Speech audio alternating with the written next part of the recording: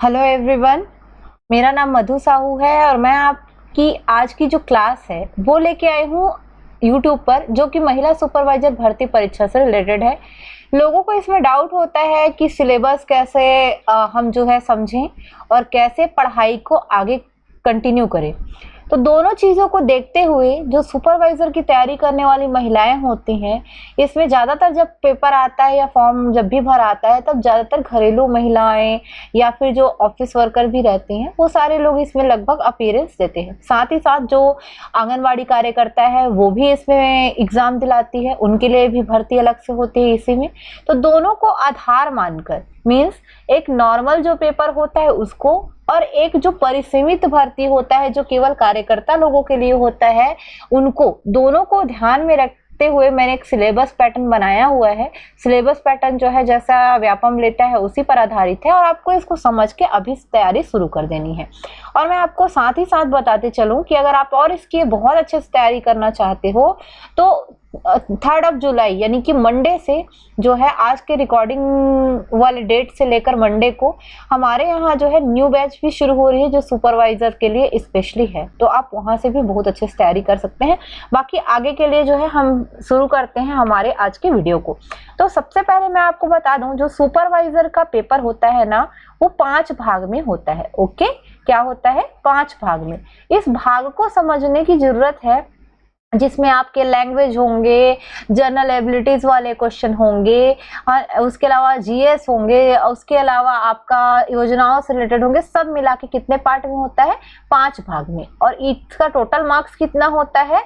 जो है आपका टोटल 200 मार्क्स का क्वेश्चन। ओके, कितने का होता है?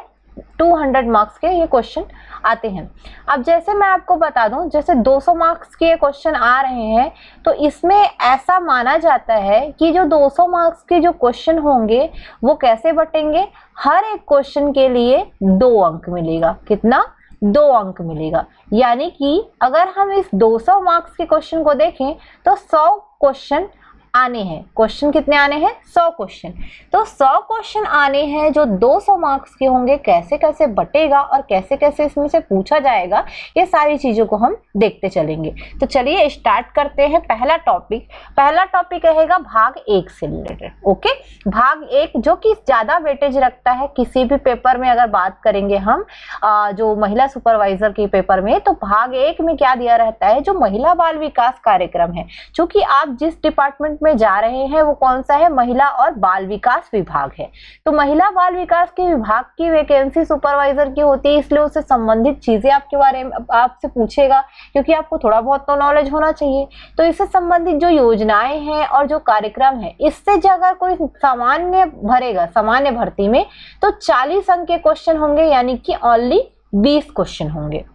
लेकिन अगर कोई परिसीमित भर्ती में भरता है और वो कार्य करता है तो 120 अंक के उनको पूछे जाएंगे, यानी कि टोटल कितने क्वेश्चन होंगे? 60 क्वेश्चन। तो दोनों को ध्यान में रखते हुए सिलेबस को तो सेम टू सेम है, बस वेटेज को जो है अंतर में रखा गया है। ओके, समझ में आ गई होगी बात आप लोग को। पहला उसमें टॉपिक रहेगा भाग 1 में एकीकृत बाल विकास सेवा योजना, जिसमें जो भी अपडेटेड चीजें हैं ऑटोमेटिकली शामिल हो जाएंगी।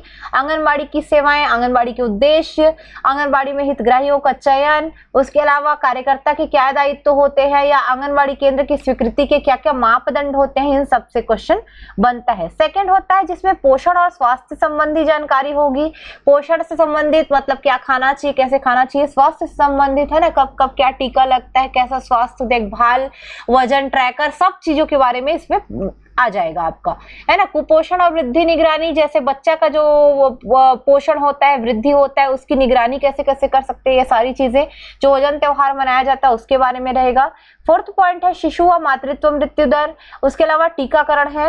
उसके बाद 5वें में है बच्चों के पोषक तत्व कमी के कारण जो रोग होते हैं उन सब के बारे में। बाकी 6वें नंबर पे विभाग की केंद्र प्रवर्तित योजनाएं है, जिसमें केंद्र क्या क्या योजना चला रहा है, जैसे पोषण अभियान, पोषण 2.0 भी हो चुका है, ये है ना, पूरक पोषण आहार कार्यक्रम, मातृत्व वंदना योजना, सखी one stop centre, Beti Bachao Beti Padhao, एकीकृत बाल संरक्षण योजना, किशोरी बालिकाओं के लिए योजना, बाल गृह, बाल संप्रेक्षण गृह, कामकाजी महिला हॉस्टल, स्वधार और उज्ज्वला योजना। इसके अलावा जो भी नए अपडेट होंगे, ऐसा नहीं है कि एज इट इज आपको यही सब चीजें ध्यान रखनी है, आपको जो न्यू अपडेट होते जाएंगे, नई नई योजनाएं जो आती जाएंगी उनको भी इसमें शामिल करना है, क्योंकि कहीं ना कहीं भले ही इसमें करंट अफेयर की बात नहीं किया है, पर करंट अफेयर को क्या करेगा, वो डालेगा। तो जो भी महिलाएं इसका पेपर का तैयारी कर रही है, बिल्कुल ध्यान रखना, नए योजनाओं को इसमें आपको डालना पड़ेगा। उसके बाद जो है इसका और जो 7वां नंबर का जो टॉपिक रहेगा, विभाग की योजनाएं। विभाग की कौन सी? राज्य मद की, मतलब हमारे यहाँ राज्य कौन कौन से योजना चला रहे हैं। तो जितनी योजना चल रही है उसके अलावा और क्या क्या योजना पढ़ना है आपको। मुख्यमंत्री जैसे सुपोषण योजना है, ये ऑलरेडी चल रही है। संस्कार अभियान, सुचिता, उसके अलावा बाल संदर्भ योजना, महतारी जतन, नौनी सुरक्षा योजना, नवा विहान योजना, महिला जागृति शिविर, महिला मुख्यमंत्री कन्या विवाह योजना, महिला कोष की ऋण योजनाएं और सक्षम योजना, नारी निकेतन। उसके अलावा आपका जैसे स्वावलंबन योजना है, जैसे आपका मुख्यमंत्री वाला कौशल्या मातृत्व योजना है, ये जितने नए नए योजना अब आ चुके हैं ना, सबको, मतलब मैं लिख देती हूँ यहाँ पे नई योजना, समझ जाओगे क्या? ओके, नई योजना है ना, नई योजना जो भी छत्तीसगढ़ की रहेगी वो ऑटोमेटिकली इसमें शामिल करना है आपको। 8वें नंबर पे है सामुदायिक सहभागिता, यानी कि जो स्व सहायता समूह होते हैं उससे रिलेटेड चीजें है ना। तो महिला स्व सहायता समूह के बारे में आपको थोड़ा पढ़ना होगा। ये क्यों पढ़ने की जरूरत होती है? क्योंकि जब आंगनबाड़ी का जो संचालन होता है ना, उसमें महिला स्व सहायता समूहों का भी रोल रहता है। उसके बाद कानून, तो कानूनी प्रावधान जैसे है वो आपको देखना पड़ेगा। बाल विवाह प्रतिषेध अधिनियम 2006 व नियमन 2007, दहेज प्रतिषेध अधिनियम 1961, दहेज प्रतिषेध नियम 2004, टोनही प्रताड़ना निवारण के लिए कानून 2005, बाल श्रमिक प्रतिषेध और नियमन अधिनियम 1986, घरेलू हिंसा से महिलाओं का संरक्षण अधिनियम 2005, बाल अधिकार संरक्षण आयोग अधिनियम 2005, छत्तीसगढ़ महिला राज्य महिला आयोग अधिनियम 1995, कार्यस्थल पर महिलाओं का लैंगिक उत्पीड़न निवारण प्रतिषेध और परितोष अधिनियम 2013, और नियम जो आया था वो 2013 में ही आया था, किशोर न्याय जो बालकों को देखरेख संरक्षण अधिनियम 2015 और नियम 2016। इतनी चीजें कानूनी प्रावधान में आपको पढ़नी है। अब देखिए, दो चीजें हैं भाग 1 में, पहला है योजना और दूसरा है कानून। ओके, पहला क्या है? योजना और दूसरा है कानून। अगर आप सामान्य रूप से अभ्यर्थी हैं, आप कार्यकर्ता नहीं है, तो आपको इससे ओनली 20 क्वेश्चन बनना है। ओके, तो ये 20 क्वेश्चन योजना और आपका कानून दोनों से वेटेज रखता है। लेकिन अगर आप कार्यकर्ता है तो आपको 60 क्वेश्चन बनते हैं। तो दोनों को ध्यान में रखते हुए तैयारी करिए, आप किस कैटेगरी में आते हैं, और कोशिश करिएगा करंट को ज्यादा शामिल करें। चलो, भाग 1 का तो खत्म हो गया, अब भाग 2 से आगे बढ़ते हैं। उससे पहले मैं आपको बता दूं, चैनल पे अगर नए हो तो सब्सक्राइब कर लीजिएगा, जिसमें आपको तैयारी के लिए सारे कंटेंट मिल जाएंगे। इवन सुपरवाइजर के भी बहुत सारे कंटेंट डले हुए हैं।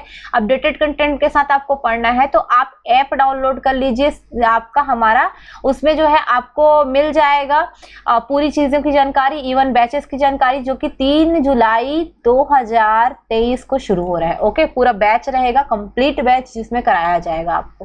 बाकी ज्यादा जानकारी के लिए आप इस नंबर पे कॉल कर सकते हैं। ओके,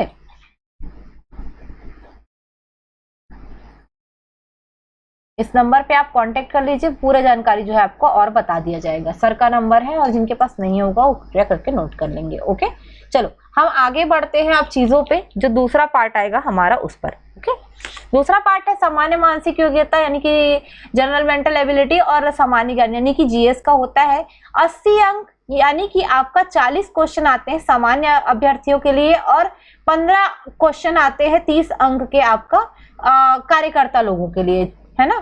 तो इसमें क्या क्या आएगा? पहला चीज रीजनिंग से रिलेटेड, जैसे विषमताओं को पहचानना, अंकिक श्रेणी, अक्षर श्रेणी, अक्षर अंक, चित्र द्वारा संबंध देखना, सांकेतिक भाषा, छुपे हुए जो चित्र होते हैं ना, कितने वर्ग हैं, कितने त्रिभुज हैं, वो वाले, गणितीय संक्रियाएं, है ना, छुपा हुआ आकृति में एक और आता है, जैसे ऐसे बना दिया रहेगा, उसमें कौन सी आकृति इसमें छुपी हुई है ना, ये सब आ जाएगा।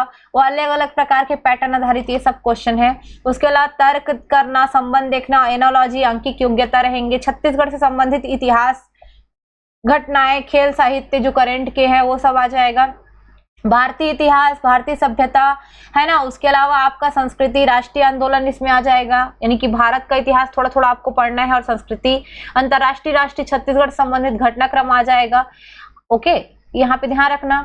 उसके अलावा भारत का संविधान, संवैधानिक प्रावधान, लोकतंत्र के बारे में पूछा जा सकता है, अर्थव्यवस्था के बारे में पूछा जा सकता है, और खास करके करंट का क्वेश्चन इससे, जैसे कि आर्थिक विकास, प्राथमिक द्वितीयक तृतीयक क्षेत्र क्या होते हैं, है ना, पंचवर्षीय योजनाएं क्या है, कृषि और ग्रामीण विकास से रिलेटेड, प्रति व्यक्ति आय, राष्ट्रीय आय, बैंकिंग प्रणाली, मुद्रा संकुचन, प्रसार, इन सबसे क्वेश्चन सेकंड नंबर के पार्ट में बनता है। अब यहाँ पे देखिए, जो कार्यकर्ता है उनको तो 15 क्वेश्चन ही आएंगे, लेकिन बाकियों को तो 40 क्वेश्चन आएंगे। तो बाकी इसमें ज्यादा फोकस करना है आपको, इस सेक्टर में ज्यादा से ज्यादा फोकस करना है। उसके बाद भूगोल है, 8वें नंबर पे आ गया, है ना, भाग 2 ही चल रहा है। भारत का वो जो भूगोल है, आर्थिक, सामाजिक, सब भूगोल, छत्तीसगढ़ का भूगोल भी इसमें शामिल कर लो, है ना। सामान्य विज्ञान, यानी कि विज्ञान से रिलेटेड जो क्वेश्चन, आविष्कार संबंधी चीजें, वो सब आ जाती हैं। तीसरा पार्ट इसका होता है जो सामान्य हिंदी और छत्तीसगढ़ी भाषा का ज्ञान से रिलेटेड रहेगा। ये 30 अंक के क्वेश्चन, यानी कि 15 क्वेश्चन आएंगे, और 20 अंक के आएंगे परिसीमित वाले लोगों के लिए, यानी कि 10 क्वेश्चन आएंगे। ओके, तो नॉर्मल अभ्यर्थी जो रहेंगे वो 15 क्वेश्चन के लिए तैयारी करेंगे, तो अच्छे से इस फोकस कर सकते हैं। इसमें शब्द रचना, शब्द प्रकार, तत्सम, तद्भव, देशज, विशेषण, है ना, अनेक शब्दों के लिए एक शब्द, पर्यायवाची, विलोम, अनेकार्थी शब्द हो सकते हैं, मुहावरा और लोकोक्ति, स्वर, व्यंजन, वर्तनी, उपसर्ग, प्रत्यय, शब्द युग्म हो सकते हैं, लिंग, वचन और काल, संज्ञा, सर्वनाम, विशेषण। उसके अलावा क्रिया, ये किया लिखा है, क्रिया का व्यवहारिक प्रयोग, शुद्ध और अशुद्ध वाक्य, है ना, शुद्ध अशुद्ध शब्द और शुद्ध अशुद्ध वाक्य, दोनों चीजें ही आती हैं। तो इन चीजों को बिल्कुल आप देख सकते हो सामान्य हिंदी में। नेक्स्ट पार्ट आता है हमारा जनरल इंग्लिश का, जो कि 20 अंक, यानी कि 10 क्वेश्चन आएंगे सामान्य अभ्यर्थियों के लिए, और 5 क्वेश्चन आएंगे 10 अंक के आपका कार्यकर्ता लोगों के लिए। इंग्लिश में आपका number, gender, noun, pronoun, adjective, verb, active, passive voice, tense, antonyms, synonyms, one word substitution, इस तरीके से कुछ टॉपिक्स होंगे जिस पर आपको मेहनत करने पड़ेंगे। और स्पेलिंग चेक इंपॉर्टेंट है, ये सारे टॉपिक पर आपको मेहनत करने पड़ेंगे। भाग 5 जो होता है गणित का होता है, यानी कि 15 क्वेश्चन आएंगे 30 अंक के सामान्य अभ्यर्थियों के लिए, और 20 अंक के आपके 10 क्वेश्चन आएंगे किसके लिए, परिसीमित वालों के लिए, जिसमें आपका दार्शनिक प्रणाली, सम संख्या, विषम संख्या, गुणनफल, भागफल, अनुपात, समानुपात, औसत, प्रतिशत, साधारण ब्याज, चक्रवृद्धि ब्याज, लाभ हानि क्षेत्रफल, इस तरीके से जो है क्वेश्चन आपके वहां पे मिलेंगे। तो मैं आपको एक चीज और बता देती हूँ, जैसे आप परिसीमित में कर रहे हैं या सामान्य में कर रहे हैं, सेम सिलेबस है। ओके, आपने क्या देखा, सिलेबस सेम है।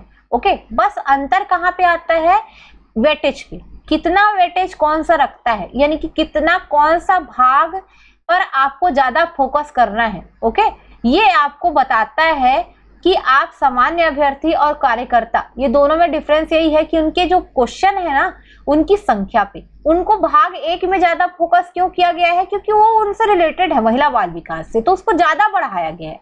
लेकिन आपको ज्यादा से ज्यादा, अगर आप भाग 1 को 20 जो क्वेश्चन है उसको छोड़ दो, तो बाकी चीजों को देखो तो कितना है, 80% तो कवर कर रहा है ना पूरा पूरा।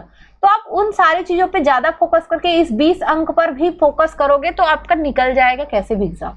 लेकिन आप क्या करते हो, ओनली इस 20 पे ही फोकस करने के चक्कर में क्या करते हो, 80% को इग्नोर कर देते हो। ये सबसे गंदी बात है। ओके, और जो कार्यकर्ता है उन लोग कोशिश किया करो कि ओनली भाग 1 पे पहले फोकस करें, क्योंकि 120 अंक का है, और बाकी चीजों पे फिर फोकस करें। ओके, तो सबको ध्यान में रखते हुए ये चीजें मैं आपको डिस्कशन के लिए लाई थी। आप लोग तैयारी करने के लिए जो है वेटेज को देखते हुए कर सकते हो तैयारी। और हाँ, बहुत अच्छे से तैयारी करना चाहते हो, सारी चीजों की तैयारी एकदम पैटर्न वाइज करना चाहते हो, तो हमारे बैचेस पे आप जुड़ सकते हो जो ऐप में अवेलेबल है। और हाँ, ज्यादा जानकारी के लिए चैनल को सब्सक्राइब कर देना, और मेरे वीडियो को लाइक कर देना, और कमेंट करके भी बताना कैसा लगा, शेयर कर देना यार अपने दोस्तों के साथ, है ना। चलिए, अभी के लिए हम लोग जो है इसको ओवर करते हैं। Thank you.